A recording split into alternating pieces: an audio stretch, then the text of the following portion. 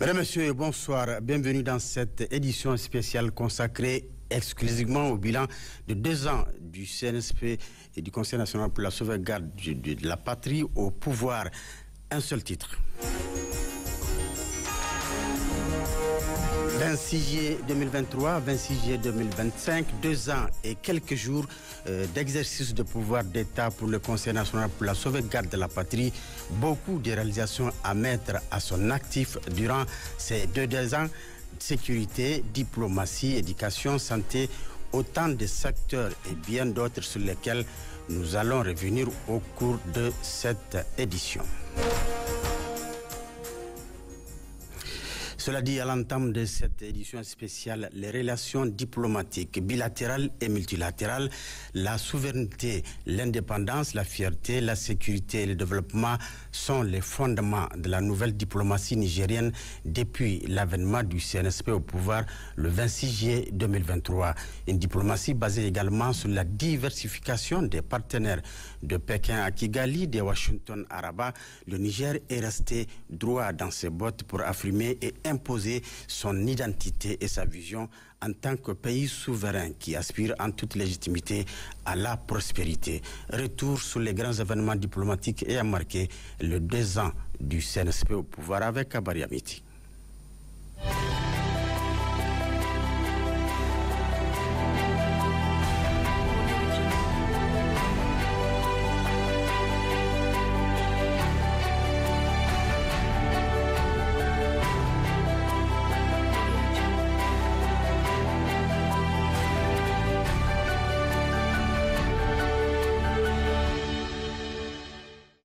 Nous allons procéder au tirage au sort pour déterminer quel État membre occupera le premier siège de l'Assemblée générale dans la salle de l'Assemblée générale lors de la 80e session.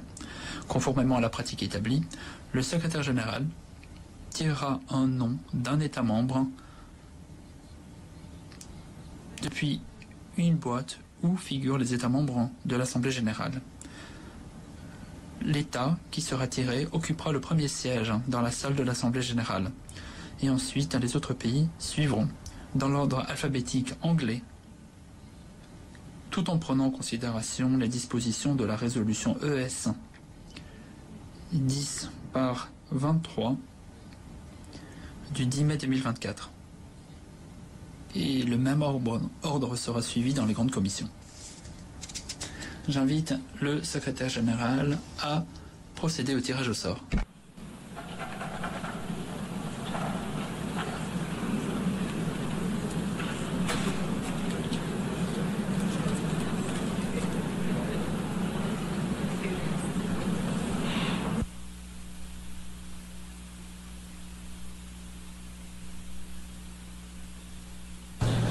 Niger.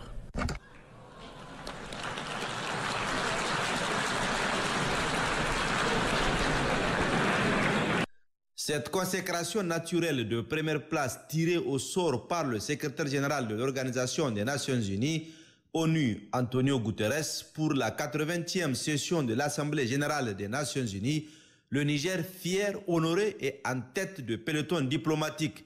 Cette consécration illustre également le choix politique et diplomatique du Niger depuis le 26 juillet 2023, la diversification des partenaires sûrs et crédibles, sincères et réalistes. Le chef de l'État, le général d'armée Abdrahmane Tiani, l'a affirmé à l'aube de la refondation, la souveraineté, la sécurité, les valeurs sociales, la justice, la résistance, la résilience, la solidarité et la fierté. Très tôt, le Niger a été soutenu par le Mali, le Burkina Faso, la Guinée, le Togo et le Tchad, pays solidaires et coopératifs. À cet effet, le président de la République a fait le déplacement du Togo, du Mali et du Burkina Faso, visite officielle de reconnaissance, de gratitude, d'affirmation de la souveraineté, de sécurité au Sahel. Remerciements au soutien à la lutte coordonnée et implacable contre le terrorisme et le banditisme transnational, d'où la naissance de l'Alliance des États du Sahel, AES, le 16 septembre 2023, avec la signature de la charte de l'Iptako-Gourma dans les 3 capitales de l'AES, Niamey, Bamako et Ouagadougou par les présidents de ces pays, le général d'armée Abdrahmane Tiani, le général d'armée Assimi Goïta et le capitaine Ibrahim Traoré. Une vision concrétisée le 6 juillet 2024 à Niamey avec la signature du traité fondateur par les 3 chefs d'État. Cette rencontre sur la matérialisation de la vision des 3 chefs d'État vise à créer une union autour du triptyque défense, développement et diplomatie. Peu après, un logo a été rendu public, un drapeau réalisé, un hymne exécuté dans les 3 capitales Niamey, Ouagadougou et Bamako par les présidents du Niger, du Mali et du Burkina Faso en présence des premiers ministres et autres membres du gouvernement. Dans l'espace confédéral flotte désormais la même bannière, un même peuple garanti par une libre circulation des personnes et des biens car possédant désormais un passeport AES. Pour renforcer la coopération, plusieurs rencontres et sommets de haut niveau ont été organisés entre les 3 pays. Les rencontres des ministres des Affaires étrangères régulières, celles des ministres de la Défense nationale et des chefs d'état-major pour des actions diplomatiques et de défense coordonnées au sein de l'AES. Et cette rencontre de haut niveau, présidée par les premiers ministres pour la création de la Banque d'investissement et de développement de l'AES pour une zone économique fiable et d'échanges économiques et commerciaux dans un espace confédéral fort de plus de 112 millions de personnes. La coopération AES, c'est aussi des échanges communautaires avec la tenue de la coopération culturelle et le FESPACO, le Festival du Fleuve et les premiers Jeux de l'AES à Ouagadougou, Boubon et Bamako. Des jeux sportifs aussi qui viennent démontrer cette volonté de créer un espace commun, prospère et paisible. Au-delà de l'AES, le Niger a parcouru le monde avec la même conviction d'un pays fier et ouvert. Le vice-ministre de la Défense russe est venu au Niger pour rencontrer le président de la République, chef de l'État, chef suprême des armées et le premier ministre pour une visite de travail. Couronné par la signature d'un mémorandum multisectoriel, défense, lutte contre le terrorisme. Un partenariat bénéfique pour les 2 pays. Il y a également cet entretien téléphonique avec le président de la Fédération de Russie, Vladimir Poutine, sur la question sécuritaire, la coopération militaire et le développement. La tribune des Nations Unies a été cet hôtel où le Niger est allé défendre sa souveraineté. À la 78e Assemblée générale des Nations Unies, un Niger souverain qui a dénoncé la présence des militaires américains et européens. Une posture défendue en 2023 par les 3 ministres des Affaires étrangères du Burkina Faso, du Togo et du Mali. C'est ainsi que plusieurs pays ont revu leur posture pour réorienter leur politique étrangère avec le Niger. 8 ambassadeurs en mai 2025 ont présenté leur lettre de créance au président de la République, chef de l'État, le général d'armée Abdrahmane Tiani. Des ambassadeurs des États-Unis d'Amérique, de la République islamique d'Iran, du Ghana, de l'Inde, de la République fédérale d'Allemagne, du Soudan, du Burkina Faso et de Cuba, suivi de 6 autres nouveaux ambassadeurs en juillet 2025, celui du Sénégal, de la Tunisie, de l'Italie, du Rwanda, du Burundi et de la Suisse. Le Niger qui a également présenté les lettres de créance de ses représentants dans plusieurs pays, une normalisation des relations avec en toile de fond le respect de la souveraineté et de l'identité du Niger. De Yaoundé à Séville pour les rencontres internationales de coopération et de développement, le Niger a partout marqué ses pas d'un pays fier et indépendant. À Washington, aux assemblées annuelles de la Banque mondiale et du FMI, au département d'État américain, à Pékin, à Ankara, à Riyad, à Nairobi, à Dar es Salaam, Kigali, Lomé, Rabat, Abidjan, Bamako, Ouagadougou, Alger, dans toutes ces villes, le Premier ministre, ministre de l'économie et des finances, Ali Mohamed Lamine Zen, a défendu l'intérêt du Niger, rappelé la nouvelle politique étrangère du pays telle que prônée par le président de la République, chef de l'État, le général d'armée Abdrahmane Tiani. En 2 ans, la coopération nigérienne s'est diversifiée, la diplomatie a parcouru le monde et côtoyé parallèlement les instances de décision internationales conformément à la nouvelle ligne directrice du Niger, nouveau pour le bonheur des peuples. Un des éléments de l'expression de notre souveraineté interne est le renforcement des capacités opérationnelles de nos FDS. En effet, pendant les 2 années de gestion du pouvoir d'État par le CNSP, l'accent particulier a été mis pour le renforcement des dites capacités pour faire face aux multiples défis sécuritaires qui menacent le pays. D'importants recrutements et investissements ont été consentis par les autorités de la refondation. Gérard Abdelaziz.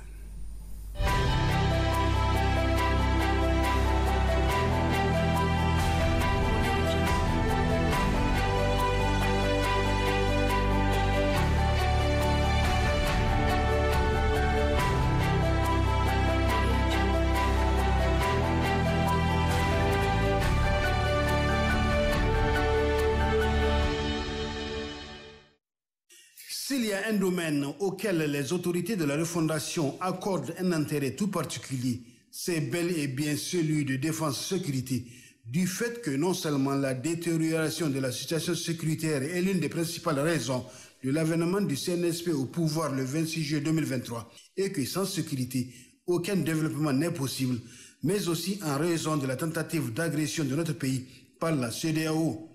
Ainsi, conformément à la lettre de mission confiée par le président de la République, chef de l'État, le général d'armée Abdourahmane Chani, au ministre de la Défense nationale, le général d'armée Salif Modi, sur le plan de défense du désordre sécuritaire qui prévalait avant, on est aujourd'hui, 2 ans plus tard, à la mise en œuvre sous la houlette du général d'armée Salif Modi d'une stratégie nationale de défense englobant plusieurs aspects qui concernent aussi bien le domaine militaire que les domaines économiques, diplomatiques, celui des infrastructures, entre autres. Cette stratégie qui tient compte de l'évolution de l'environnement national, régional et international est conçue par des experts non seulement du ministère de la Défense nationale, mais également ceux des autres ministères concernés. Cette stratégie inclut l'aspect concertation à l'interne, tout comme à l'externe, avec les autres pays de l'AES, le Burkina et le Mali. En ce qui concerne le personnel, le ministère de la Défense nationale a recruté au titre des forces armées nigériennes FAN et de la gendarmerie nationale plusieurs milliers de personnes en termes d'officiers, de sous-officiers, de militaires de rang, de gendarmes, de spécialistes dans divers domaines, télécommunications, électricité, génie, etc. Malgré l'embargo, ces personnes ont été formées au Niger. Pour ce qui est de la formation, justement, plusieurs milliers de personnes également ont été concernées. On peut signaler également la rentrée académique le 1er octobre 2024 de la toute première promotion de l'école de guerre, fruit de la ferme volonté du président de la République, chef de l'État, chef suprême des armées, le général d'armée Abdourahmane Chani, de disposer d'un outil calibré aux besoins des FDS. L'école de guerre vient en effet compléter le dernier maillon de la chaîne de formation des officiers. Dans le même cadre, on peut citer l'élaboration d'une stratégie d'accroissement des effectifs sous forme de plan quinquennal qui s'inscrit dans le cadre de la montée en puissance des forces armées nigériennes. Il faut signaler que quotidiennement, plusieurs milliers d'hommes sont sur le terrain pour assurer la sécurité des populations et l'intégrité du territoire. Sur le plan ressources matérielles, le Niger a fait des acquisitions d'aéronefs, de véhicules de transport et de combat, des blindés notamment, et aussi des infrastructures qui ont amélioré les conditions de vie et de travail du personnel. À cela, il faut ajouter la création de nouvelles unités militaires et de la gendarmerie, de la coopération militaire après la dénonciation d'un certain nombre d'accords qui ont eu comme conséquence le départ des armées étrangères de notre pays. Le Niger, en fonction de ses besoins, a établi plusieurs accords de partenariat équilibrés et respectueux de la souveraineté. En ce qui concerne la Russie, le partenariat existant bien avant les événements du 26 juillet 2023, qui était en léthargie, a été renouvelé et renforcé. À cela, il faut ajouter le renforcement de la coopération militaire régionale avec l'organisation à 2 reprises de l'exercice militaire Taranakal à Tilia avec la participation des autres pays de l'AES, le Mali, le Burkina Faso et des pays amis, à savoir le Tchad et le Togo. Ce qu'il faut retenir de la situation sécuritaire actuelle est que d'une sécurité plus ou moins sous-traitée, sous tutelle, nous sommes aujourd'hui à une sécurité assumée. De nos jours, le Niger se défend par son génie et avec les moyens dont il dispose. D'une armée qui était toujours sur la défensive, on est passé aujourd'hui à une armée entreprenante, offensive, avec l'évolution de la situation sécuritaire, notamment le changement de stratégie des assaillants, ce qui a permis d'infliger de lourdes pertes à l'ennemi ces derniers jours. On peut noter également le lancement, le 16 juillet 2024, de l'opération Saronkassa qui mobilise l'ensemble des FDS, rien qu'à Niamey, et pour le compte de la deuxième phase, du 1er janvier au 23 juillet 2025, on note 9660 motos, 343 véhicules, 200 tricycles qui ont été immobilisés et 22 420 cartouches de cigarettes non homologuées et 1102 cartons de produits pharmaceutiques contrefaits qui ont été saisis au niveau de la direction régionale de la douane Niamey-Tillabéri. Dans le cadre de la sécurisation des personnes et de leurs biens, plusieurs avancées significatives sont enregistrées depuis les événements historiques du 26 juillet 2023. En effet, le ministère de l'Intérieur, de la Sécurité publique et de l'administration du territoire a entrepris plusieurs actions salutaires sous le leadership du général de division Mohamed Toumba. Au niveau de la garde nationale, c'est un total de 6 171 personnes recrutées, y compris de recrutement spécial élargi aux autres régions du Niger. 8 782 personnes ont bénéficié de formations initiales, continues, renforcement des capacités. S'agissant du matériel et infrastructures, un important lot de matériel, armes, munitions, gilets, casques, drones. 117 Toyota pick-up, 145 motos, 48 camions ont été acquis et la construction de plusieurs infrastructures, notamment des escadrons, dont les travaux sont en cours. La garde nationale participe également à la défense opérationnelle du territoire et des résultats probants ont été enregistrés. Tout comme la garde nationale, la police nationale a de son côté réalisé un nombre important d'activités qui sont la sécurisation des centres urbains, l'appui à la défense opérationnelle du territoire, la sécurisation des frontières, la sécurité routière, la lutte contre la fraude de carburant, la prévention de la délinquance, la lutte contre l'usage et le trafic des drogues à travers surtout l'Office central de répression du trafic illicite de stupéfiants OCRETIS, la lutte contre le terrorisme et la criminalité transnationale organisée, le renforcement des capacités en ressources humaines, la construction des commissariats de police dans plusieurs localités. Outre ces réalisations, plusieurs projets sont en cours, dont la construction de la compagnie mobile de contrôle des frontières CMCF de Dosso et de la nouvelle direction générale de la police nationale DGPN. En ce qui concerne les résultats enregistrés, on peut citer 36 759 patrouilles effectuées, 71 cas de fraude détectés, l'immobilisation des milliers de véhicules, tricycles et motos pour diverses infractions, 65 331 personnes interpellées pour divers faits, 29 526 personnes déférées devant les juridictions compétentes, 161 903 litres d'essence interceptés, 30 668 litres de gasoil saisis, l'intégration de 1942 policiers en 2024, le recrutement de 3000 policiers au titre de l'année 2024 et l'acquisition de 69 véhicules, 60 motos 125, des armements et munitions, sans oublier le renforcement du maillage de proximité et la réalisation de plusieurs autres infrastructures. Toujours au titre du ministère de l'Intérieur, pour la première fois, un décret portant réglementation des activités des sociétés privées de sécurité au Niger a été adopté. S'agissant des actions de désengagement des jeunes enrôlés dans les groupes armés, c'est un total de 547 personnes qui en ont bénéficié. Du côté de la protection civile, on note l'inauguration de la 86e compagnie d'incendie et de secours couplée à la remise en service de plusieurs casernes des sapeurs-pompiers à l'intérieur du pays et la réception d'un lot important de matériel roulant et équipements militaires pour les pompiers. Toujours dans le cadre du renforcement de la sécurité, il ne faudrait pas perdre de vue les déplacements du ministre d'État, le général de division Mohamed Toumba, à l'intérieur tout comme à l'extérieur du pays, notamment à Benghazi, en Libye. Pour le domaine de l'aménagement du territoire, on peut noter la poursuite du processus d'élaboration du schéma national d'aménagement du territoire SNAT, qui permettra de contribuer à la sécurisation du territoire.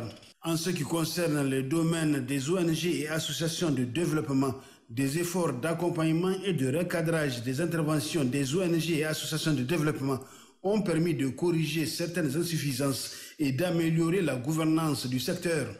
Côté administration du territoire, l'accent a été mis sur le renforcement des capacités. Au total, 27 formations destinées aux cadres de commandement et aux autorités communales ont été organisées. Pour ce qui est du domaine de l'état civil, des migrations et des réfugiés, on note la révision et la vulgarisation de la politique nationale de la migration. Cela a permis non seulement de la contextualiser, mais aussi de prendre en compte un aspect crucial de la gestion des flux migratoires, à savoir la dimension environnement et changement climatique. Pour l'état civil, plus de 67 000 enfants se sont vus enregistrer d'avril 2025 à aujourd'hui par les services compétents sur le registre de l'État grâce au projet Yuri.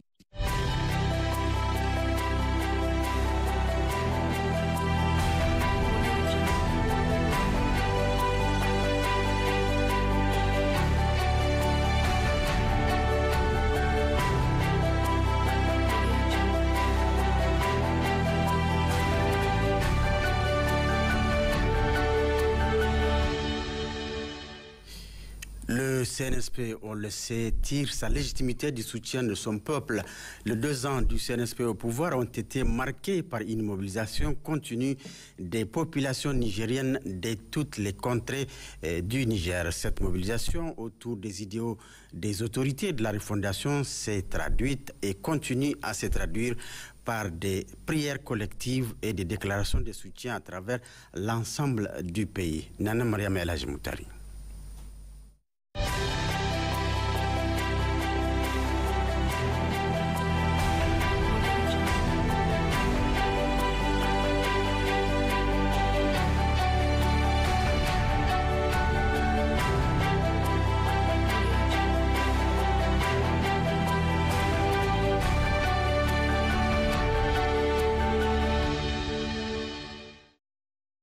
Dès le lendemain de sa prise de pouvoir, le 26 juillet 2023, le Conseil national pour la sauvegarde de la patrie CNSP a bénéficié de l'adhésion totale de l'ensemble des populations nigériennes réparties sur toute l'étendue du territoire national.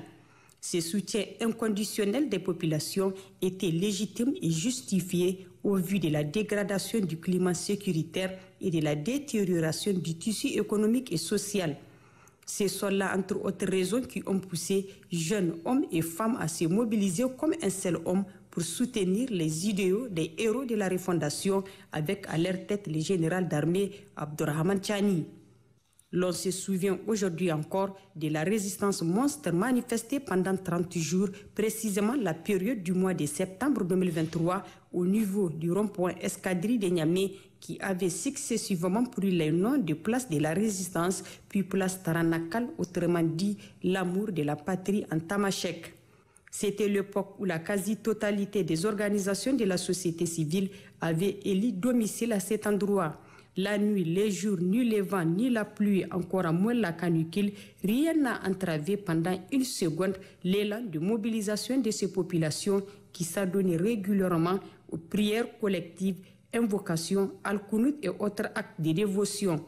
Cette place historique a également servi de cadre à plusieurs déclarations, marches et meetings des jeunes et des femmes en faveur du CNSP. Les mêmes types de mobilisation religieuse, sociale, anti-impérialiste et néocolonialiste se sont simultanément déroulés à l'intérieur du pays à travers les chefs-lieux des régions, les départements, les communes et souvent même les villages. En 2023 et 2024, tout comme en 2025, les populations guidées toujours par un esprit patriotique et une ferme volonté de voir leur pays, le Niger, être souverain et prospérer, ont accentué les prières et autres actes de dévotion. Elles ont poursuivi de plus belle les mobilisations en incluant les autres pays de la Confédération des États du Sahel AES et les chefs d'État, à savoir le général d'armée Abdourahmane Tchani du Niger, le général d'armée Hassimi Goïta du Mali et le capitaine Ibrahim Traoré du Burkina Faso dans les prières et invocations pour qu'Allah renforce leur foi dans la gestion de leurs pays respectifs et les préserve des ennemis internes et externes. En cette période de pluie, le peuple nigérien dans son ensemble devrait intensifier les prières collectives, invocations et qunut en faveur non seulement de nos autorités, mais aussi pour que Dieu gratifie le Niger d'un hivernage fécond qui permettra la réussite de plusieurs projets, notamment la grande irrigation pour l'atteinte de l'autosuffisance alimentaire, but ultime du président de la République, chef de l'État, le général d'armée Abdourahmane Tchani. On le sait également, la souveraineté en soi ne peut faire l'économie d'une souveraineté alimentaire.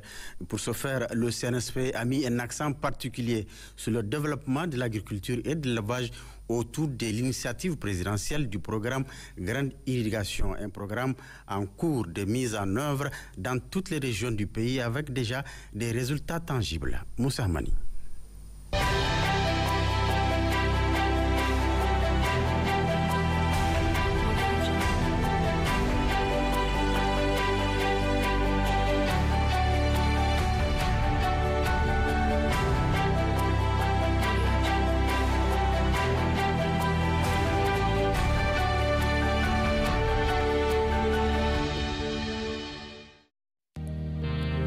La souveraineté alimentaire est l'une des priorités des autorités de la refondation.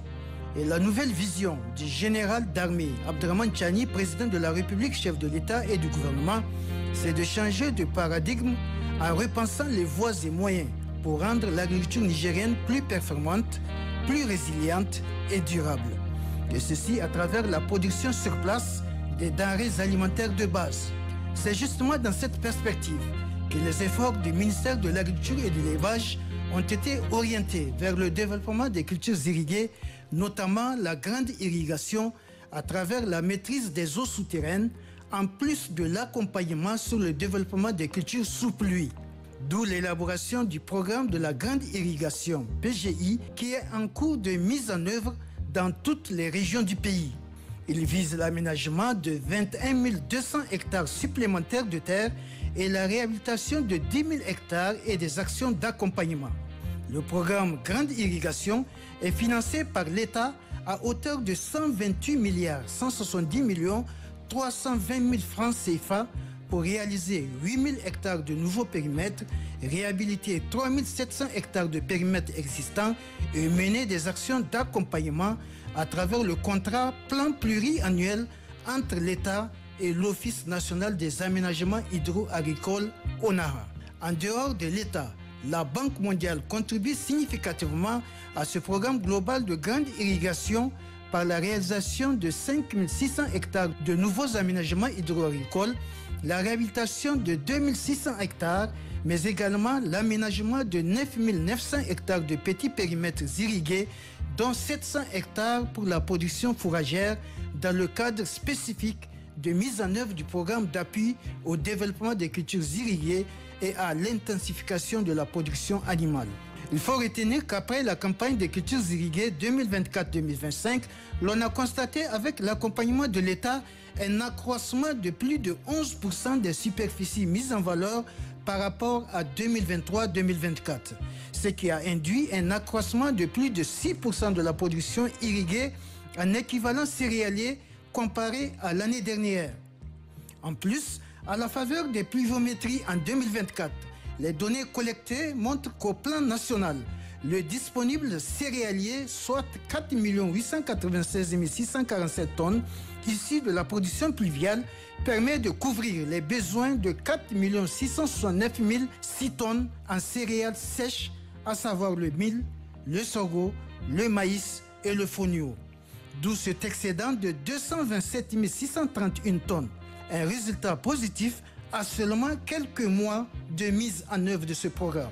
L'un des actions des autorités de la refondation dans le domaine de l'agriculture et de l'élevage, ce sont les progrès enregistrés également dans le domaine des productions animales, un domaine où l'État a pris des dispositions nécessaires pour protéger le cheptel notamment. D'où l'organisation par le ministère des campagnes de vaccination pour immuniser le cheptel contre les grandes maladies comme la peste des petits ruminants, la pasteurellose, la péripneumonie contagieuse bovine ou encore le charbon bactéridien. Des maladies qui ont un impact sur la production et la productivité des animaux, mais aussi la santé publique. À titre illustratif, pour le compte de la campagne annuelle de vaccination gratuite édition 2024-2025, ce sont 6 930 043 bovins, 16 829 875 petits ruminants et 154 411 camélins qui ont été vaccinés pour des taux de couverture vaccinale respectifs de 47,38%, 67,15% et 31,37% pour la péripneumonie contagieuse bovine, la peste des petits ruminants et la pasteurellose caméline. Dans le cadre de cette dernière, des actions de renforcement de l'épidémiosurveillance sont menées en vue de confirmer ou infirmer les suspicions de maladies et permettre une prise en charge rapide des foyers. C'est ainsi qu'environ 153 foyers de suspicion de maladies animales ont été pris en charge grâce à la prompte réaction des services vétérinaires. D'autres actions ont été également menées, notamment l'assainissement du marché des produits vétérinaires et le renforcement de capacités de 210 cadres en vue d'outiller les agents de terrain pour mieux prévenir les maladies animales. Toutes ces performances ont été réalisées en un temps record au regard de l'importance qu'accordent les autorités de la refondation, la population, notamment la jeunesse et le secteur privé, au développement du secteur de l'agriculture et de l'élevage pour assurer la souveraineté alimentaire au Niger. C'est dans cette perspective que l'État, à travers le ministère de l'Agriculture et de l'Élevage, continue à travailler pour consolider ces résultats satisfaisants et poursuivre l'accompagnement de ces actions à l'endroit de l'ensemble des acteurs des chaînes de valeurs agricoles afin de tendre vers la modernisation de ce secteur. Des actions majeures qui boosteront l'économie nigérienne à la grande satisfaction de l'ensemble de la population nigérienne. Parlons de l'économie et des finances à présent. En d'autres termes, en 2 ans au pouvoir, le Conseil national pour la sauvegarde de la patrie a marqué les secteurs de l'économie et des finances positivement avec la croissance du PIB qui a atteint 8,4% en 2024 selon la Banque mondiale. Cette année, la croissance de 7,4% est attendue, nous apprend Jocelyne Namoso.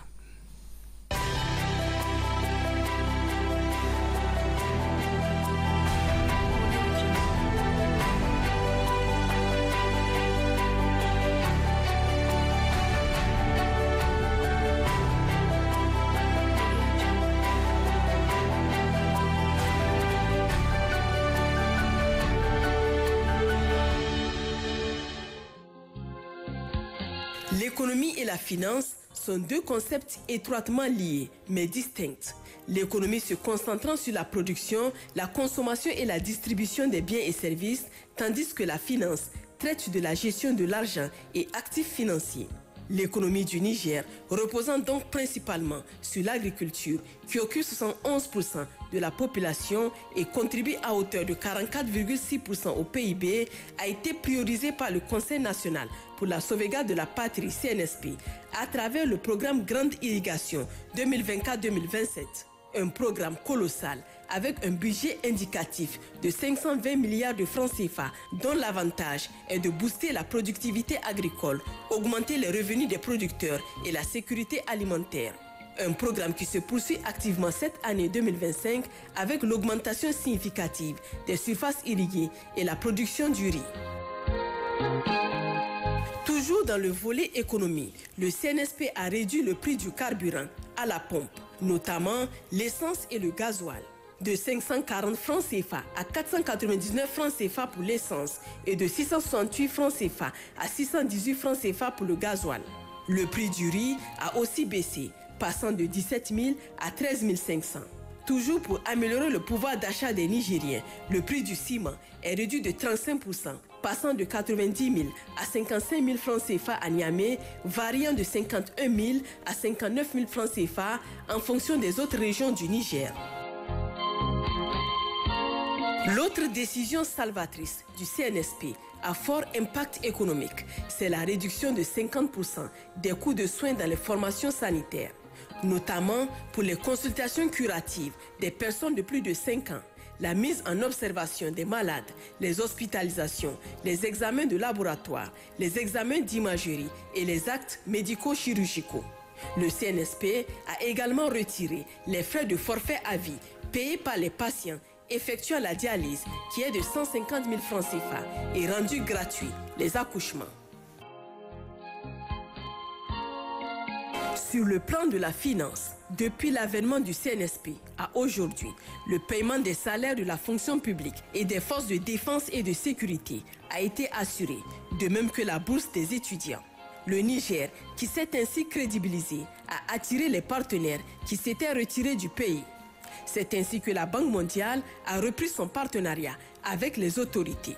Un partenariat vivace dont un des plus concrets est la signature d'accords de financement pour le projet d'intégration et de connectivité du sud du Niger visant à réhabiliter la route Maradi-Zender de la Nationale 1. Les routes rurales et de desserte d'un financement de 400 millions de dollars américains, soit 240 milliards de francs CFA. En outre, la Banque mondiale a également approuvé un appui budgétaire de 50 millions de dollars visant à soutenir les réformes du gouvernement du Niger dans les domaines des finances publiques, de l'irrigation et de l'énergie. Une crédibilité que reconnaît aussi la Banque ouest-africaine de développement BOAD qui s'est accordée avec le Niger pour le transfert d'un prêt de 50 milliards de francs CFA en faveur de la Sonibank, société nigérienne de banque. Par ailleurs, pour soutenir les tendances macroéconomiques favoriser un développement inclusif et assurer la stabilité budgétaire.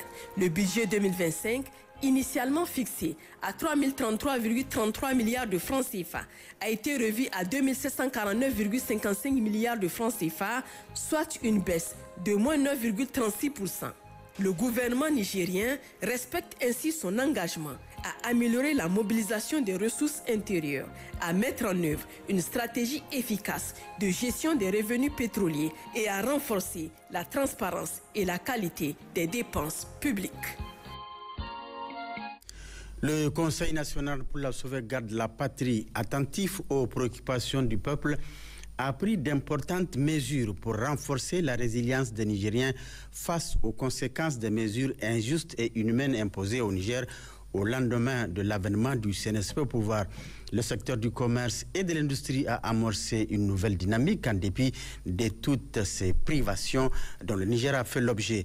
Les prix sont stabilisés, la production locale accrue et des projets industriels majeurs lancés.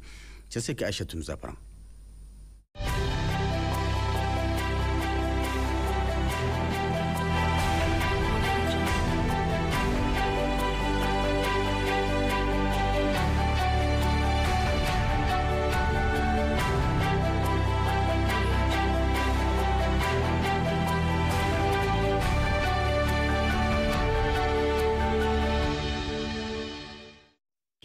Juillet 2023, juillet 2025, cela fait exactement 2 ans que les autorités de la refondation, au premier loge, le général d'armée Abdraman Chani, président de la République, chef de l'État, préside aux destinées du pays.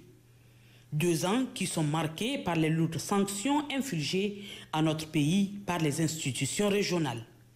Mais c'était sous-estimer la vision des autorités de la refondation et la résilience du peuple nigérien. À l'époque, pour y faire face, le Conseil national pour la sauvegarde de la patrie, CNSP, et le gouvernement, via le ministère du Commerce et de l'Industrie, a déployé des efforts soutenus en vue de juguler le problème lié à la hausse des prix de produits de première nécessité. Le prix du riz, aliment de base, qui s'est situé entre 16 000 et 18 000 francs CFA, a été revu à la baisse et rendu disponible pour les populations à raison de 13 500 francs CFA. Dans le domaine des hydrocarbures, l'on se rappelle également de la ferme volonté de l'État à soulager les populations, ce qui a conduit à la réduction du prix du litre d'essence et de gasoil à la pompe. Une décision longtemps attendue par les populations et qui a vu finalement le jour grâce au Conseil national pour la sauvegarde de la patrie. Toujours au compte du ministère du Commerce et de l'Industrie, l'on peut retenir la mise en œuvre de l'ordonnance du chef de l'État portant réduction de la tonne du ciment 32,5. L'objectif est de permettre aux ménages à faible revenu de s'approprier le ciment très crucial de la construction en matériaux définitifs au vu des dégâts enregistrés lors de la saison pluvieuse de 2024 du fait des inondations qui sont récurrentes. Le prix du Hajj, un des piliers fondamentaux de l'islam, a connu également une baisse sous la refondation. De 3 258 000 francs CFA en 2023, il est revenu à 3 146 000 francs CFA. Il faut également rappeler que les autorités de la refondation, à travers le ministère du Commerce et de l'Industrie, ont, dans le cadre de la promotion du secteur privé, notamment l'industrialisation de notre pays en vue de son essor économique, accordé des avantages à plusieurs promoteurs industriels installés dans de nombreuses localités de notre pays. C'est le régime conventionnel du Code des investissements qui tire sa source du décret numéro 2024-16/P/CNSP du 24 janvier 2024 qui le permet. Cette mesure salutaire a suscité un réel engouement des promoteurs industriels grâce à qui des dizaines d'industries ont commencé à exercer. C'est le cas des usines de fer à béton, des industries agroalimentaires ou encore celles spécialisées dans le recyclage des sachets plastiques. Toutes ces industries vont investir dans notre pays plus de 367 milliards de francs CFA et créer environ 3 000 emplois permanents, sans oublier les emplois temporaires. Sur un autre plan, le ministère du Commerce, à travers ses structures sous tutelle, comme l'Agence de normalisation, de métrologie et de certification ANMC, a mis en place des stratégies visant à protéger les consommateurs nigériens. De la certification des produits à l'identification des entreprises ne respectant pas les mesures et normes en vigueur, le ministère a œuvré pour le bien des populations. Les plus hautes autorités du pays ont aussi, pendant 2 années de gestion, mis un accent particulier sur la promotion du consommation local. 2 éditions successives dédiées à l'initiative ont enregistré un succès éclatant avec la montée en puissance du patriotisme des Nigériens qui s'est particulièrement accentué suite aux événements du 26 juillet 2023. L'Office des produits vivriers du Niger OPVN, rattaché au ministère du Commerce, a durant les 2 années du CNSP au pouvoir initié plusieurs ventes à prix modéré, cela pour faciliter la vie aux populations. Ainsi, 163 000 tonnes ont permis de reconstituer la réserve alimentaire stratégique. Le riz et le sucre pendant le mois béni et sacré du Ramadan, avec respectivement 120 000 et 4 000 tonnes, et les autres céréales estimées à 71 800 tonnes, ont fait l'objet de ventes à prix modéré pendant la période de soudure sur instruction des plus hautes autorités. En 2 ans, les défis ont été certes énormes pour les autorités de la refondation dans le secteur du commerce et de l'industrie. Mais elles ont pu d'abord trouver à chaque situation une solution idoine et su ensuite compter sur la résilience infaillible du peuple nigérien.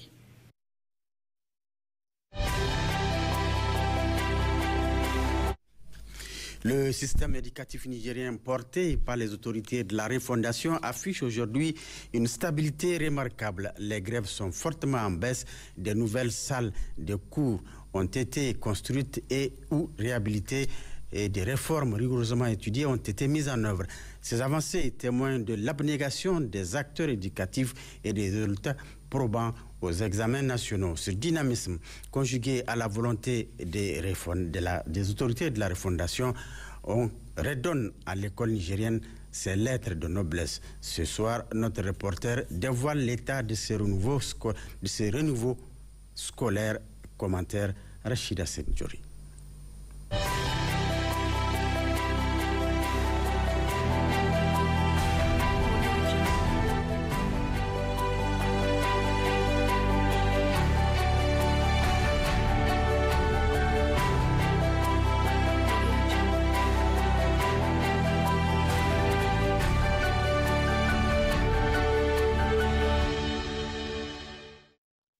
Les activités éducatives du Niger des années 2023-2024 et 2024-2025 se sont déroulées dans des circonstances assez inhabituelles.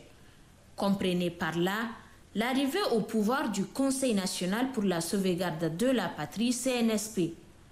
Malgré cette réalité, les efforts inlassables des autorités de la refondation par le biais des différents ministères en charge du secteur éducatif conjugués à ceux de tous les acteurs intervenant dans le domaine, ont permis à l'école nigérienne de garder le cap.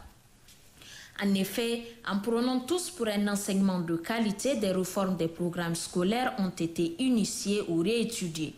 C'est le cas, par exemple, de la réinsertion du certificat de fin d'études du premier degré chef EPD, suspendu des années durant, qui depuis 2 ans fait la fierté des élèves et leurs parents, qui voient en ce premier parchemin un motif d'espoir. Parmi ces réformes, il existe également la révision des jours et horaires d'études.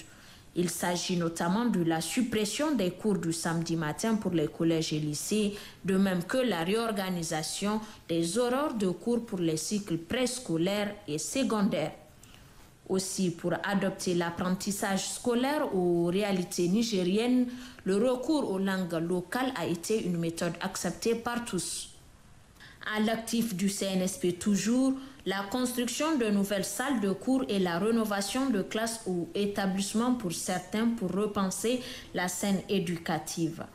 Le fait important ici est l'implication personnelle du président de la République, chef de l'État, le général d'armée Abdraman Chani et son gouvernement pour assurer un cadre paisible d'études aux scolaires et aux étudiants. Dans cette démarche, l'État du Niger a octroyé des bus aux étudiants, a ordonné le démarrage de plusieurs grands chantiers d'infrastructures universitaires, comprenant des amphithéâtres et des laboratoires, et l'accompagnement des étudiants au niveau du paiement des bourses à travers un rehaussement de la subvention. La réinsertion des jeunes à travers la formation professionnelle et technique est un autre pôle de la sphère.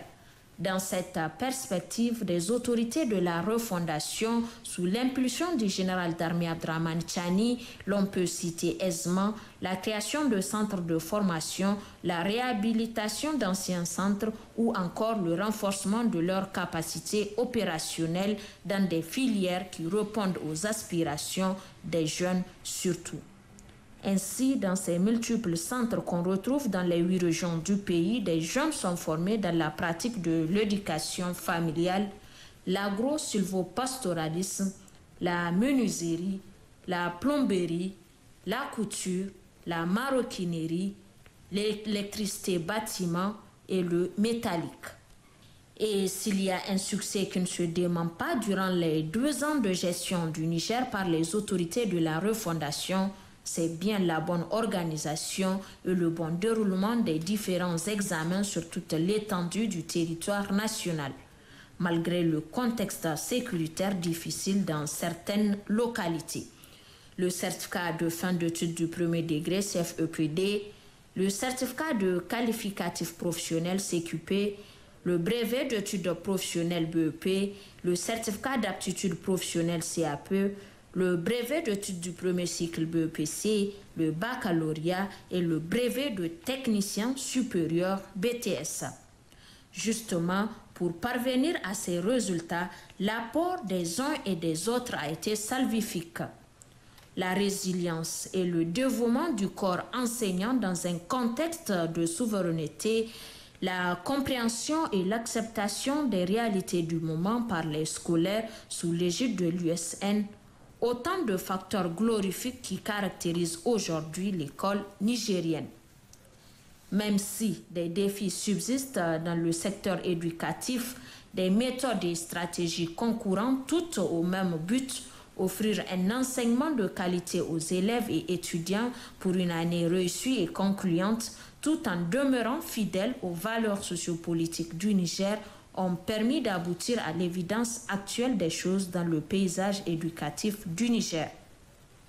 Aujourd'hui, le Niger compte plusieurs ministères dédiés spécifiquement à l'éducation et à la formation professionnelle et technique. Autre fait majeur du CNSP qui a été apprécié par les Nigériens, surtout le corps enseignant, est la décision de réorganiser les dates des congés, notamment celles relatives à la fin du mois de Ramadan. Pour soulager les parents dans le paiement parfois exorbitant des frais de scolarité, conformément à la vision du président de la République dans son 2e axe dédié au développement inclusif du capital humain, il a été adopté lors du Conseil des ministres du 18 juillet 2025 un décret pour lutter contre le renchérissement d'année en année des frais de scolarité et la disparité observée entre les établissements souvent de même catégorie. La scène éducative nigérienne est en cohésion avec l'ère de la souveraineté depuis l'arrivée au pouvoir du CNSP le 26 juillet 2023. Ce résultat obtenu durant ces 2 années de la refondation est le fruit d'une collaboration franche entre autorités et partenaires sociaux animée d'une volonté ferme, celle de redorer le blason de l'école nigérienne. Secteur social toujours. 2 ans après l'avènement du CNSP au pouvoir, le Niger a enregistré des avancées significatives dans le secteur de la santé publique et de la protection sociale. Entre infrastructures modernisées, équipements médicaux renforcés, campagnes de vaccination à grande échelle et soutien aux populations vulnérables, le reportage que vous allez suivre revient sur quelques grandes réalisations des ministères de la Santé publique et des Affaires sociales. Pascal Sessou-Gauthier.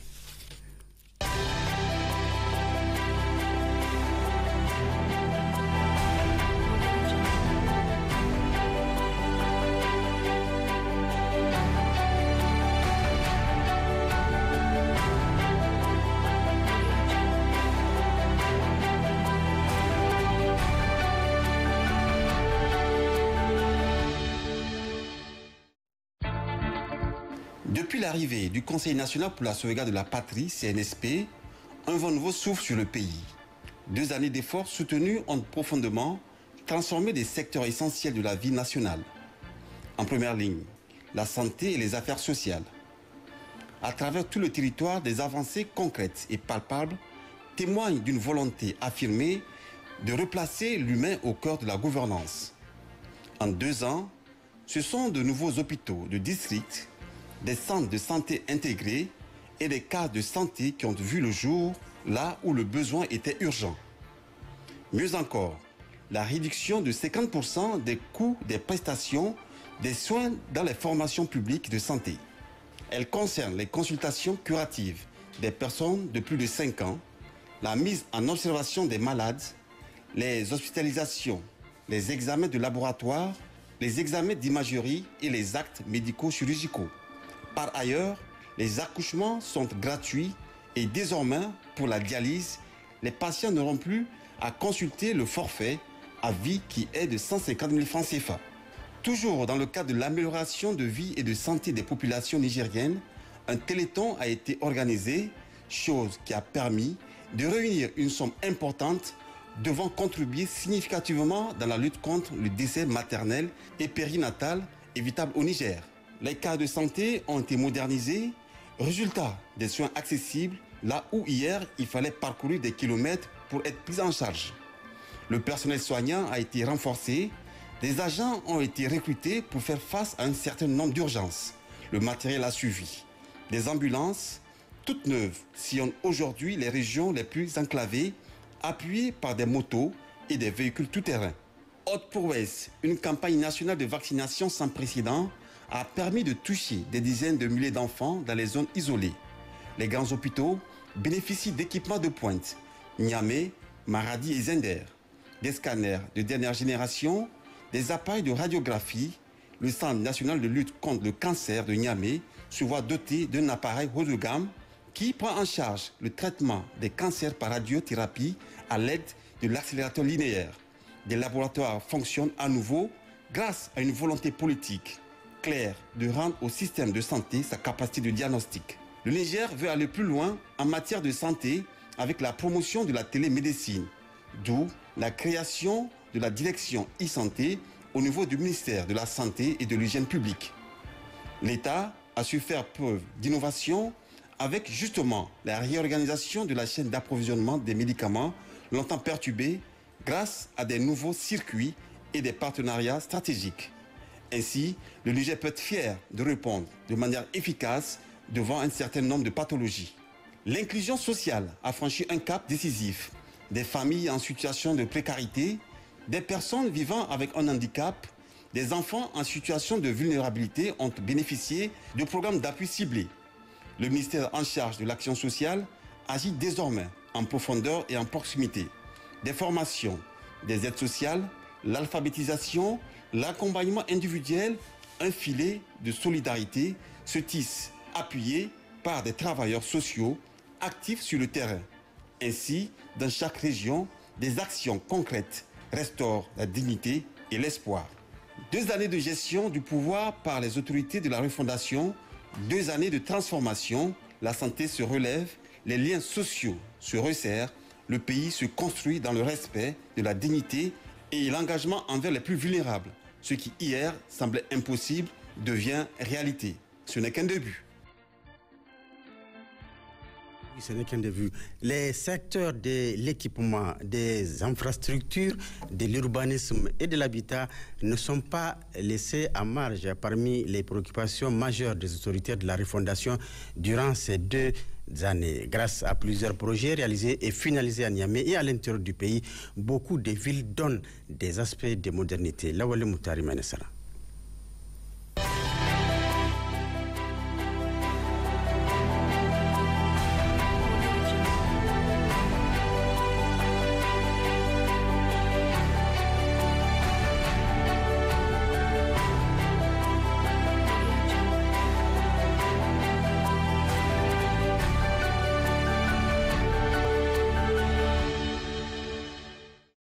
Le développement et la modernisation du réseau routier et autres infrastructures routières sont des secteurs auxquels les autorités de la refondation ont accordé beaucoup d'attention pendant 24 mois de gouvernance. À la tête du ministère de l'équipement et des infrastructures, le ministre colonel-major Salissou Mahaman Salissou s'est particulièrement investi dans la mise en œuvre intégrale de la lettre de mission à lui confiée par le président de la République, chef de l'État, le général d'armée Abdourahmane Tchani. C'est la raison qui a fait en sorte que Niamey, la capitale, tout comme plusieurs régions du pays, sont en train de changer de visage. Et cela pour d'une part permettre à nos villes de répondre aux exigences de la modernisation en lien avec la croissance et l'urbanisation accélérée et d'autre part faciliter plus que jamais la mobilité des personnes et de leurs biens. Autrement dit, renforcer les échanges commerciaux afin de promouvoir le développement socio-économique du pays. En effet, milliers de nos concitoyens en milieu urbain et rural sont aujourd'hui tous unanimes sur la trajectoire de développement empruntée par l'État nigérien au vu du lot de réalisations et de réhabilitations engagées à plusieurs endroits repartis sur l'ensemble du territoire nigérien. En effet, plusieurs projets routiers sont terminés, dont entre autres le projet d'aménagement et de bitumage de la route Filengue-Tawa, section Sanam-Tebram, 57 km. Le projet d'aménagement et de bitumage de la route Filengue-Tawa, section Nkarkadan-Tawa, 54 km. Le projet d'aménagement et de bitumage de la route Difa-Ngengimi, frontière Tchad, section PK63, PK103, 40 km et section Ngengimi, frontière Tchad, 40 km. Le projet de réhabilitation de la route Tawa-Tabalak, 50 km. La route embranchement Ingal-Tamaya, 70 km. Le projet d'aménagement et de bitumage de la route Loga-Douti, 91 km et 15 km de voirie dans les villes de Douti, Loga et Baleyara. Sous la houlette du ministre colonel-major Salissou Mahaman Salissou, le ministère de l'équipement et des infrastructures a, au cours de ces années, entrepris et réussi plusieurs travaux d'urgence sur nombreuses routes en raison de leur caractère prioritaire. C'est ainsi que les axes routiers stratégiques suivants ont bénéficié de réhabilitation. Farié-Tera, Niamey-Dosso, Tawa-Agadez, Niamey-Walam, Madarumfa-Gabi. Il faut ajouter à ces axes stratégiques la réhabilitation d'autres tronçons majeurs à travers tout le pays afin de faciliter la mobilité et renforcer la sécurité des usagers et des populations riveraines.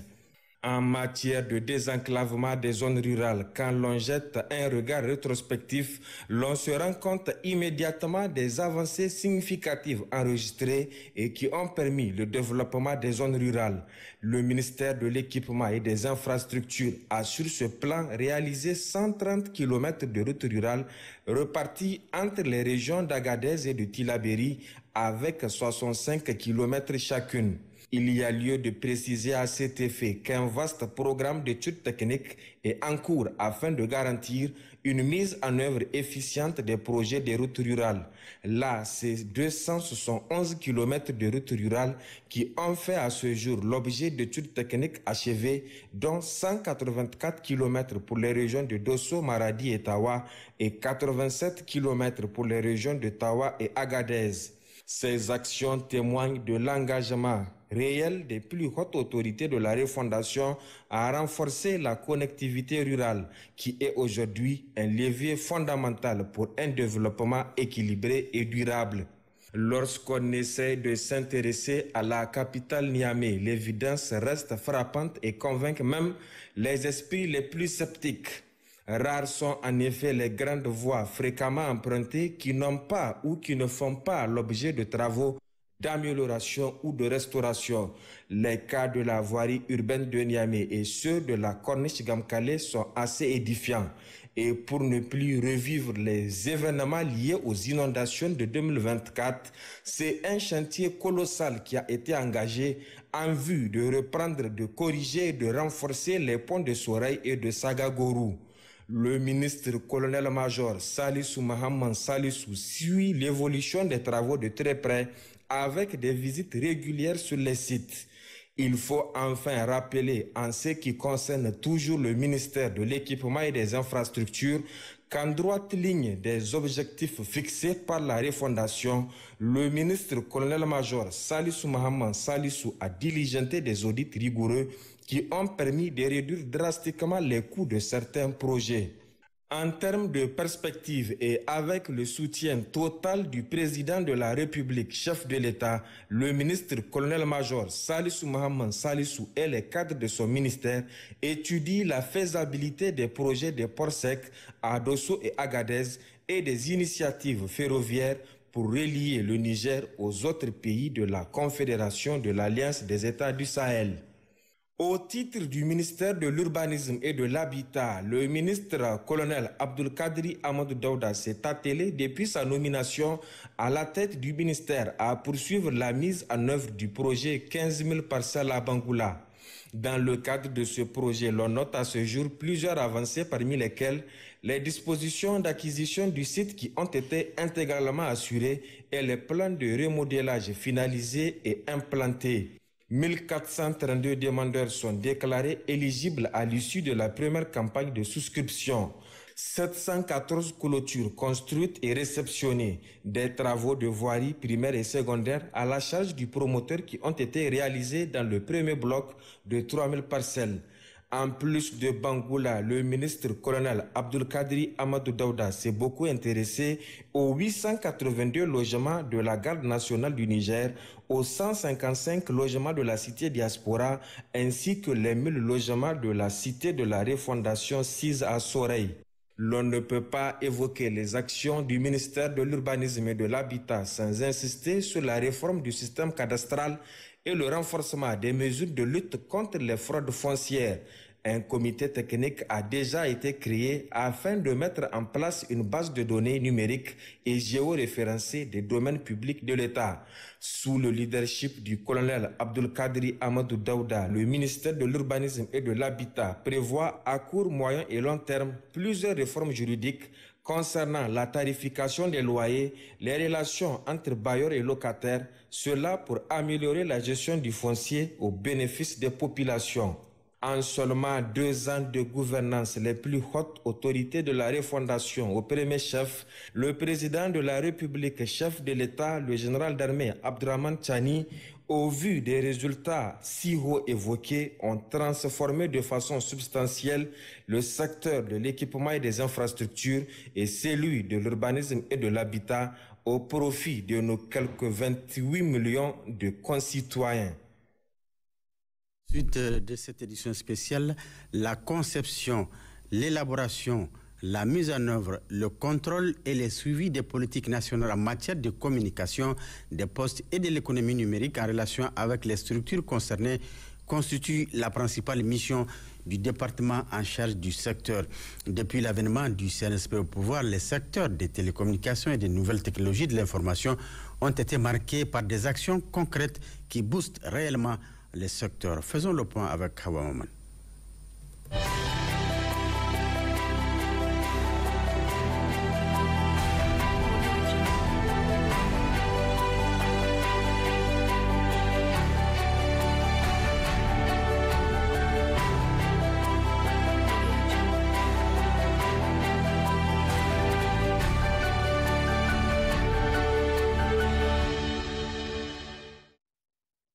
Conformément au décret du 18 septembre 2023 fixant les attributions des ministères, le ministère de la Communication et des Nouvelles Technologies de l'Information élabore les politiques et les stratégies et met en œuvre et évalue les programmes et les projets de développement dans le domaine de la communication, des postes et de l'économie numérique.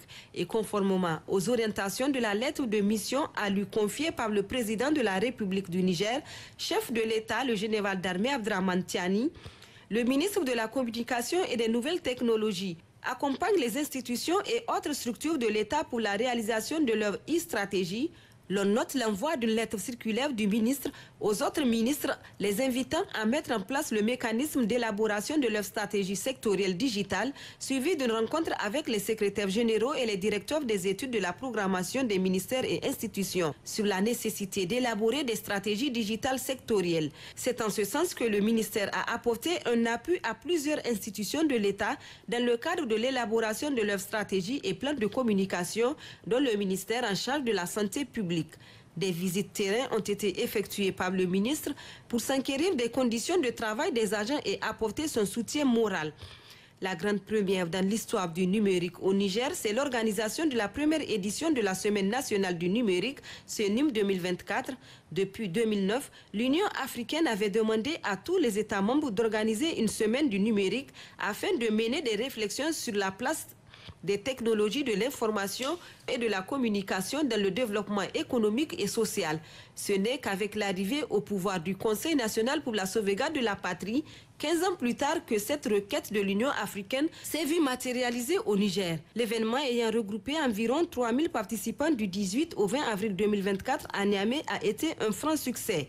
Dans le cadre de la création d'un environnement favorable au développement local du contenu numérique, il faut compter avec le recrutement de la deuxième cohorte du Centre incubateur académique, Centre incubateur d'éthique de l'École supérieure des communications électroniques et de la Poste ESSEP le 15 avril 2024, la formation en développement web pour les élèves du niveau moyen, la formation en robotique et domotique pour les élèves du niveau moyen de la dite école.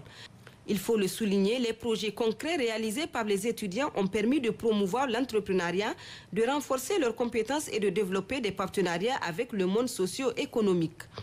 Dans le cadre du renforcement de la couverture nationale en service de l'information, à travers notamment la finalisation de l'installation de la télévision numérique terrestre TNT et la création de 6 radios communautaires, le renforcement des capacités de techniciens des centres de diffusion à travers un séminaire tenu à Niamey du 13 au 19 mai 2024 à l'École supérieure des sciences de la communication et des médias ESCOM est à signaler. La création d'un comité interministériel chargé de réfléchir sur les conditions de viabilité des organes de presse publique et privée dans le contexte de la TNT en avril 2024, l'état des lieux et la cartographie des radios communautaires ainsi que la réhabilitation de 3 radios communautaires dans la localité de Malawa, région de Zender à Koremeiroa et à Dankasari, région de Dosso, et la création de 2 nouvelles radios communautaires notamment à Matalabo dans la région de Tawa et à Seberi dans la région de Tilaberi. La réhabilitation des centres émetteurs TV de Tibiri, Douchi, Dogondouchi et Birningauri. En matière de communication des médias, les efforts se sont traduits aussi par le renforcement des services de l'information. C'est dans ce cadre que s'inscrivent la réhabilitation des centres émetteurs de télévision, de plusieurs radios communautaires, le rétablissement de la diffusion TV et le transfert des équipements de Tessawa vers Shelter TNT, la finalisation de l'installation des équipements TNT de Filengue, la mise en service du centre de diffusion de Guéchémé, la délocalisation de la liaison Radio Jahar Maradi FTN TDN de Maradi et sa mise en service et la mise en place des montées satellites. Backup dans les régions. D'autres efforts ont concerné l'acquisition d'une nouvelle machine d'imprimerie à l'Office national d'édition et de presse ONEP, sans oublier de nouvelles inscriptions au titre du budget 2025 pour acquérir un câble de retransmission en direct, du matériel d'édition et d'imprimerie pour les organes de presse publique. À cela, il faut ajouter l'élaboration d'une stratégie sur les conditions de viabilité des organes de presse publique et privée dans le contexte de la TNT ainsi que le renforcement des capacités organisées au profit des journalistes et techniciens des centres de diffusion radio-télévision. S'agissant des télécommunications, les réalisations se rapportent au renforcement des infrastructures et des capacités des acteurs ainsi qu'à la régulation des services. Relativement aux infrastructures, les travaux de la construction du data center et de la pose du câble à fibre optique se poursuivent. En outre, un protocole d'accord a été signé entre l'État et Intelsat pour la connectivité de 10 écoles au Niger. À propos du renforcement des capacités, des sessions de formation ont été réalisées sur diverses thématiques en lien avec le développement web, la robotique, les transactions électroniques, la domotique, entre autres. Pour améliorer la qualité de ces services des opérateurs de téléphonie mobile, la licence G a été attribuée à Niger Telecom et Move Africa Niger et la licence fixe à RTL Niger et Move Africa Niger. La licence satellitaire attribuée à Starlink. En vue d'améliorer la régulation dans le secteur, un comité chargé de l'octroi des fréquences additionnelles aux opérateurs de téléphonie dans la bande de 2600 MHz en FDD a été mis en place. De même, un mandat de suivi du processus d'attribution de la licence fixe aux opérateurs a été attribué à l'autorité de régulation des communications électroniques et de la poste ARCEP. Les dites licences viennent d'être attribuées aux intéressés ainsi qu'une licence 4G à Niger Telecom. Par ailleurs, il convient de souligner l'adoption du décret portant fixation du tarif minimum d'appel international à destination du Niger et le lancement officiel de l'étude diagnostique de l'économie numérique du Niger. L'établissement d'accords de partenariat avec des agences et médias russes ayant une longueur d'avance en matière de communication multimédia, précisément les agences TASS, Sputnik, la chaîne RT, Initiative Africa, disposant de longues et riches expériences en matière de communication digitale. En ce qui concerne le domaine postal, on note l'élaboration de textes législatifs et réglementaires dans le projet d'ordonnance modifiant la loi sur le régime postal, le projet de décret portant modalité d'application de la loi postale et le projet de concession de Niger Post ainsi que l'envoi des correspondances aux 31 opérateurs postaux privés exerçant sans licence pour la mise en conformité avec la loi postale en vigueur. Dans le cadre de l'amélioration du cadre juridique et institutionnel, plusieurs textes ont été adoptés ainsi que la prise de certaines mesures conservatoires visant à déconstruire les narratifs consistant à développer des contre-vérités sur notre pays et interdire des émissions de certains médias qui portent atteinte à nos mœurs. Dans le cadre de l'amélioration du cadre juridique et institutionnel, plusieurs textes ont été adoptés ainsi que la prise de mesures conservatoire visant à déconstruire des narratifs consistant à développer des contre-vérités sur le Niger et interdire des émissions de certains médias qui portent atteinte à nos mœurs. Par ailleurs, d'autres actions concourant à l'atteinte des objectifs poursuivis par le ministère sont réalisées ou sur le point de l'être. Il s'agit de la finalisation de la télévision numérique terrestre, l'attribution de la licence satellitaire à la société Starlink, la signature du contrat avec la société Glav Cosmos sur la création des 3 satellites dans l'espace AES, la signature du contrat avec la société Nika pour la location de la capacité satellitaire de transpondeurs et de services connexes, la connectivité de 2175 localités et de la connexion haut débit de 834 écoles et 334 centres de santé du projet Village Intelligent, et la recherche de financement tel que le projet d'interconnexion et de modernisation de l'administration nigérienne. Dans le cadre de la réduction du coût des communications, le ministère conduit des discussions avec les opérateurs de téléphonie, à l'issue desquelles certains opérateurs ont accepté le principe de réduction.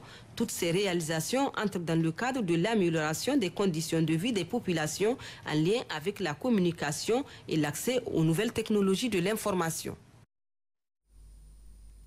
Sport et culture, avant de finir cette édition spéciale, pendant 2 ans, les Nigériens se sont mobilisés pour accompagner la dynamique de la refondation et imposer le respect du Niger, notamment dans le domaine du sport et de la culture, grâce au soutien du CNSP, un soutien qui a permis de propulser les secteurs sur la scène internationale. Abdelaziz Issaka pour le rappel.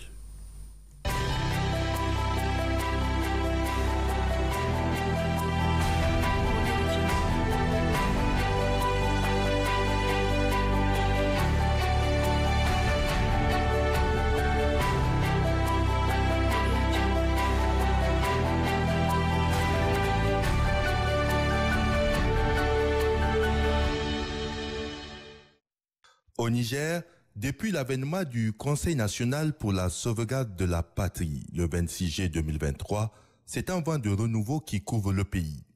Un vent de souveraineté, de résilience, de dignité et d'action pour la refondation du pays.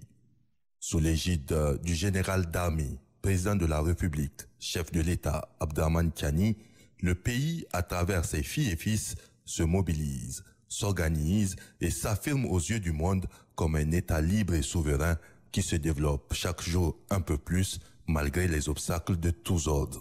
Ceux qui cherchent la gloire par la vertu ne demandent que ce qu'ils méritent, a-t-on coutume de dire. Ainsi, dans le combat pour la refondation du Niger, le sport et la culture ont joué un grand rôle de mobilisation, de sensibilisation et d'éducation des masses sociales. Ils ont été un facteur d'unité et de promotion de la paix et la cohésion sociale et des canaux pour faire entendre la voix du peuple partout dans le monde à travers des ambassadeurs performants et totalement engagés. Des Jeux de la francophonie tenus au Congo-Kinshasa en 2023, aux Jeux de l'Alliance des États du Sahel organisés à Bamako en juin 2025, en passant par les Jeux olympiques et toutes les compétitions auxquelles ils ont participé, les athlètes du Niger ont vaillamment représenté le pays, hissant haut les couleurs de la nation et faisant retentir l'hymne du pays comme la voix d'un peuple souverain qui impose le respect qu'il mérite. Ceci a été le reflet juste et légitime des initiatives du Conseil national pour la sauvegarde de la patrie dans le domaine. La rénovation des infrastructures pour la disponibilité de cadres plus adaptés à la pratique des différentes disciplines sportives dans toutes les régions du pays et l'organisation régulière de compétitions qui ont permis, en plus de promouvoir les valeurs de paix, d'unité et de cohésion sociale, de préparer les athlètes aux joutes internationales.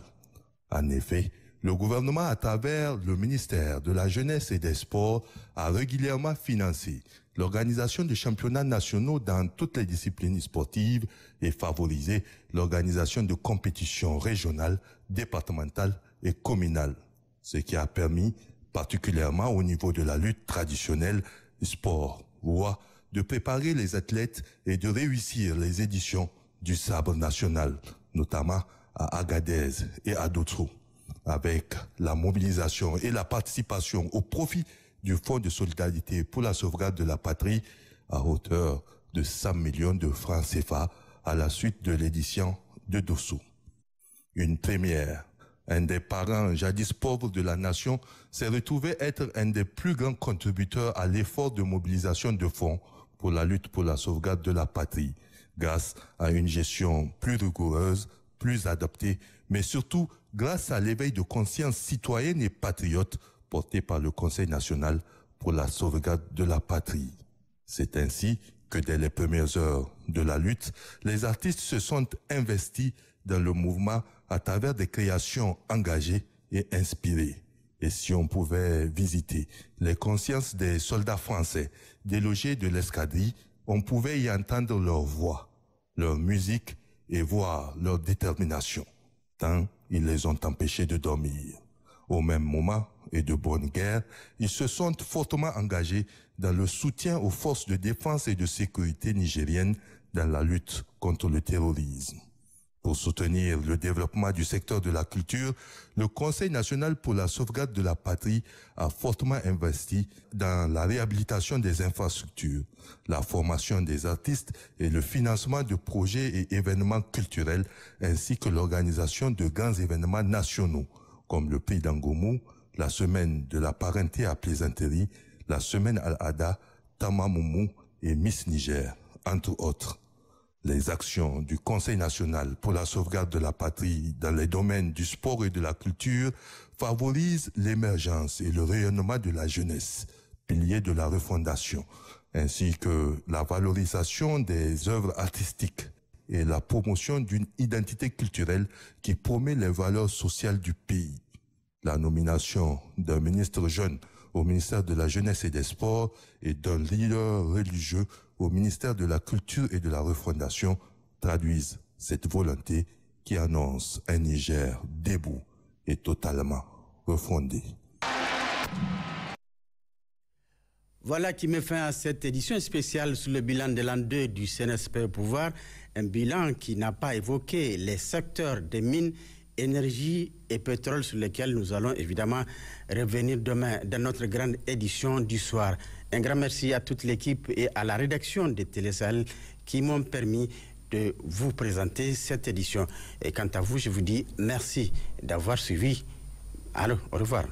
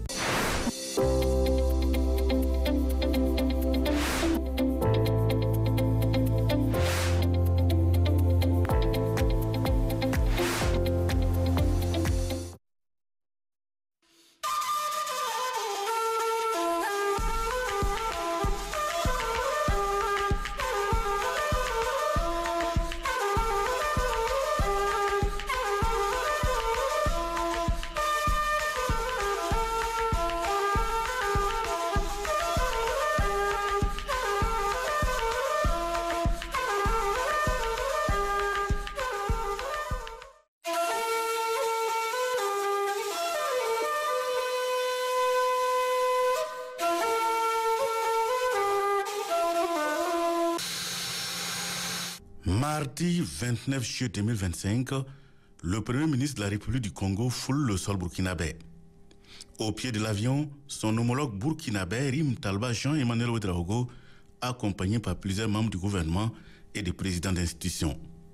Un tête-à-tête au salon d'honneur entre les deux personnalités avant l'audience avec le président du Faso. Au palais de Koulouba, Anatole Colinette Makosso témoigne toute l'admiration et la satisfaction du président de la République du Congo à l'endroit du chef de l'État burkinabé.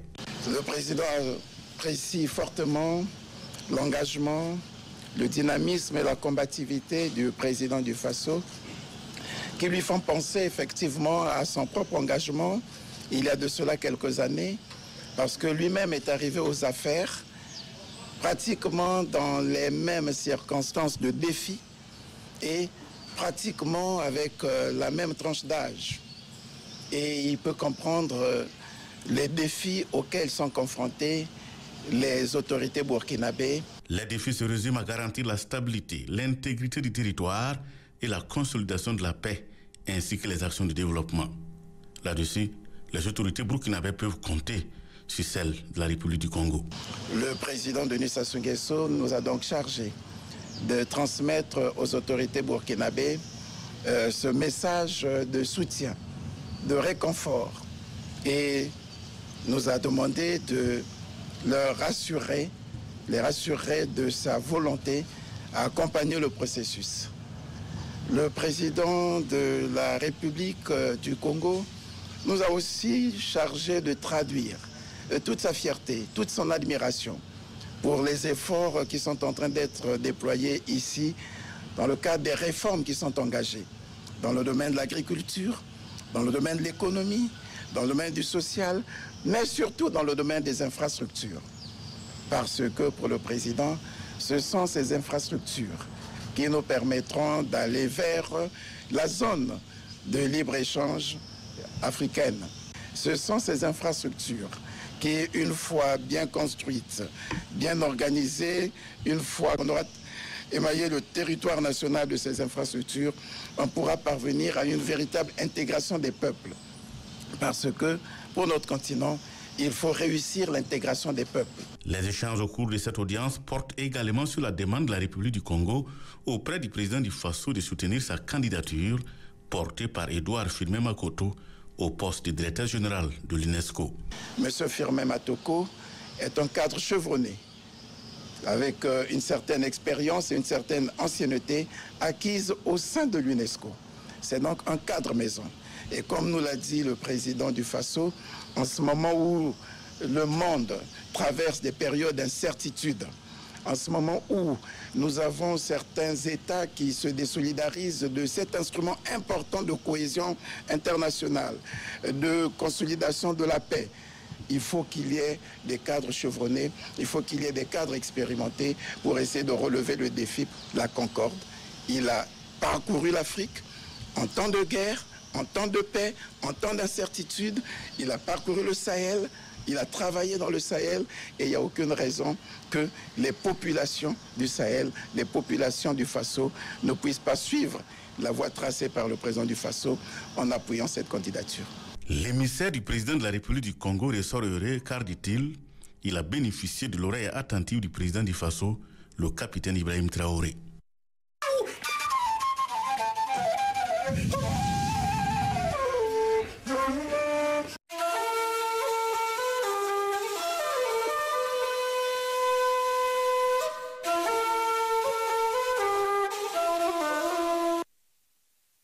Une atmosphère de retrouvailles fraternelles ce mardi dans la salle de conférence du ministère de l'économie et des finances.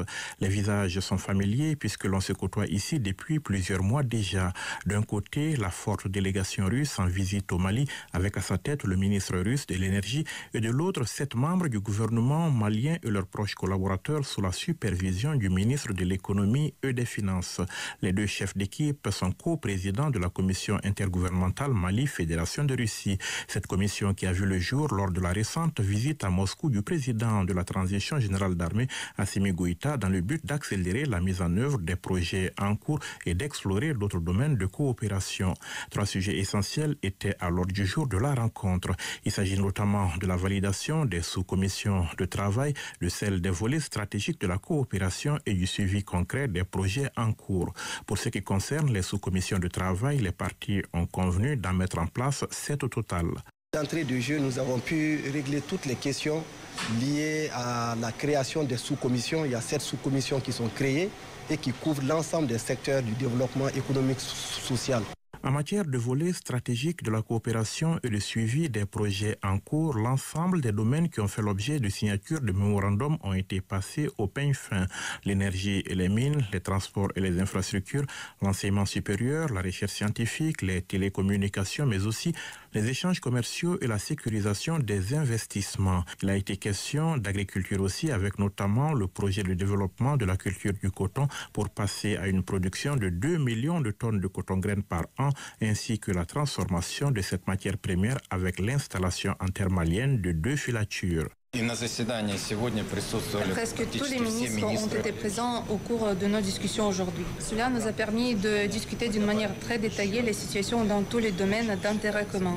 Nous avons déjà fixé les dates et on va désigner les personnes responsables pour tenir les discussions dans le cadre des groupes de travail de notre commission mixte. L'ensemble des questions qui étaient à l'ordre du jour, notamment la question de la filature, la question de l'affinage d'or, la question des transports, de la navigation, les questions concernant les mines, la cartographie minière, les questions concernant le commerce. Toutes les questions ont été évoquées et nous avons pris date sur l'ensemble de ces questions. Aujourd'hui, nous comptons signer 2 à 3 mémorandums sur certains aspects. Et pour les autres dossiers qui sont déjà en cours, qui ont déjà fait l'objet de signature de mémorandums, nous avons fixé des dates à revoir. Et nous nous sommes engagés à faire une visioconférence d'ici la fin du mois d'août pour faire un point sur l'ensemble de ces questions et regarder les étapes d'avancement. Certaines questions évoquées l'ont été dans une approche AES, notamment celles liées à la formation et au transfert de compétences. Je voudrais donner quelques commentaires sur les travaux du groupe de travail sur la science. La première session de ce groupe de travail se tiendra fin août au format hybride.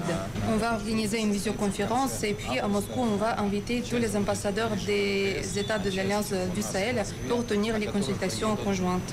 On va aborder les sujets relatifs à l'éducation et l'enseignement supérieur dans tous les pays de l'Alliance des États du Sahel. Nous avons indiqué qu'au niveau des 3 pays des États de l'Alliance du Sahel, nous allons veiller à ce que nous puissions avoir un partenariat avancé afin de pouvoir développer tout ce qui est transfert de compétences, éducation, renforcement des capacités et tout ce qui concerne la création de centres d'excellence. Et dans ces prochaines étapes, avec les 3 États de l'Alliance des États du Sahel, nous allons envisager de fédérer les énergies pour pouvoir renforcer une coopération entre la Confédération des États du Sahel et la Fédération de Russie. Après plus de 3 heures d'échanges, Maliens et Russes sortent satisfaits d'une rencontre qualifiée d'historique par les 2 parties. Un premier pas, certes, mais un pas important dans la nouvelle dynamique d'accélération de la mise en œuvre des nombreux projets en cours, conformément à la volonté commune des 2 chefs d'État.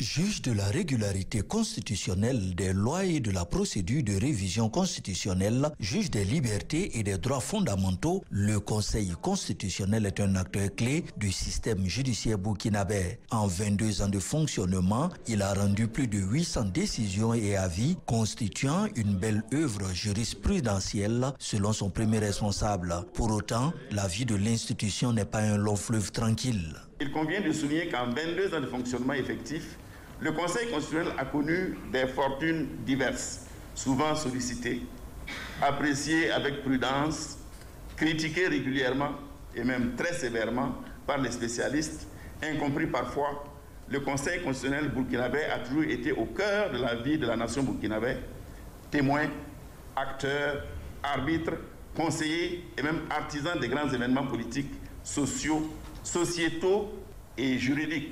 Ces 2 décennies de fonctionnement marquent une étape significative, symbolisant une institution judiciaire qui a traversé les époques, accumulé de l'expérience et joué un rôle dans le paysage juridique national. C'est fort de cette expérience que le Programme des Nations Unies pour le développement accompagne l'organisation de ce colloque international. Je salue donc l'initiative du Conseil constitutionnel qui met à profit cette opportunité pour regarder le chemin parcouru, offrir un cadre de dialogue avec les théoriciens et praticiens du droit venus d'horizons divers, de lancer une réflexion sur les ajustements à faire pour répondre aux besoins d'une justice constitutionnelle dans un monde en pleine mutation. Face aux défis du moment, le Conseil constitutionnel doit se réinventer. C'est pourquoi le Premier ministre, représentant le président du Faso, exhorte les participants au colloque à de profondes réflexions pour l'amélioration des missions du Conseil constitutionnel. Cela dans le sens de sa contribution à la protection des droits de nos populations et à la consolidation du modèle de démocratie que le peuple aura choisi. La période de transition actuelle offre une opportunité historique de repenser fondamentalement l'orientation constitutionnelle de notre pays en cohérence avec les aspirations de souveraineté nationale et les valeurs endogènes. Il est en effet temps que les juridictions et institutions constitutionnelles en Afrique engagent des réflexions profondes pour redéfinir leur rôle dans la dynamique actuelle de la quête d'une identité africaine dans tous les domaines de la vie politique et de la gouvernance. 2 décennies de fonctionnement du Conseil constitutionnel, contribution à la construction de l'état de droit et perspective. C'est le thème du présent colloque qui réunit pendant 72 heures à Ouagadougou un parterre d'invités venus apporter leur contribution pour l'émergence d'une justice en phase avec les aspirations des populations.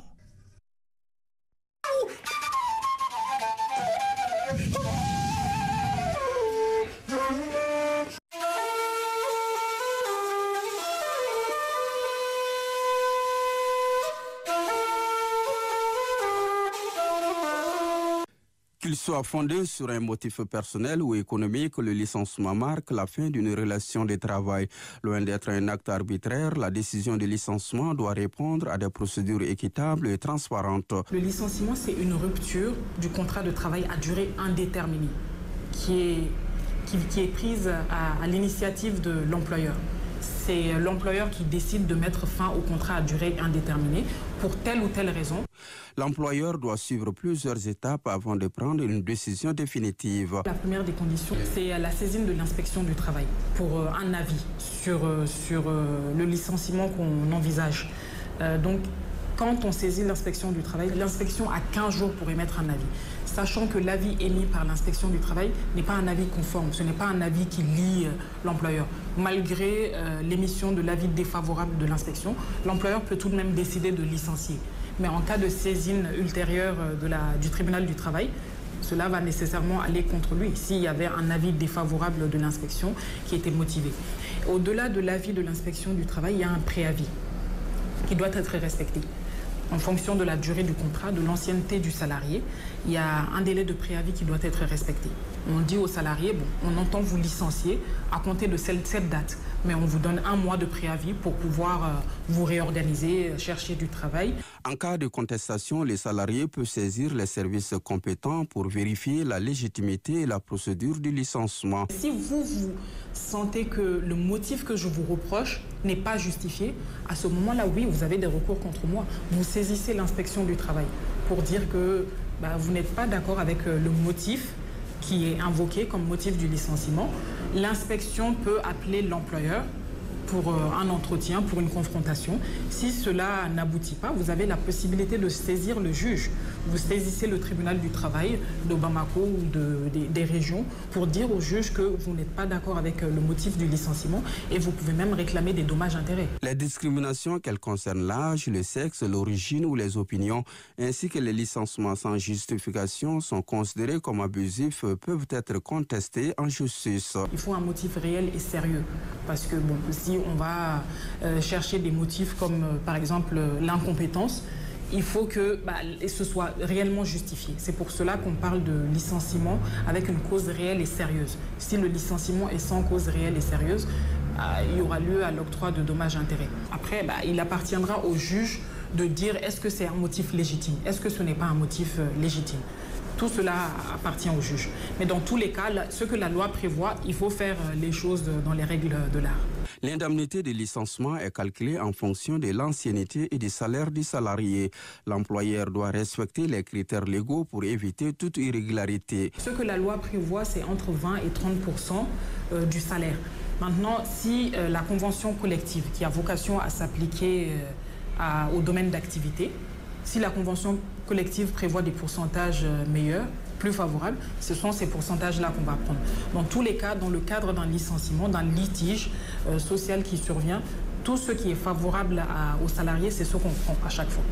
L'employeur doit remettre aux salariés des documents essentiels tels que le certificat de travail et l'attestation emploi permettant aux salariés de faire valoir ses droits. Il faut toujours remettre un certificat de travail aux salariés.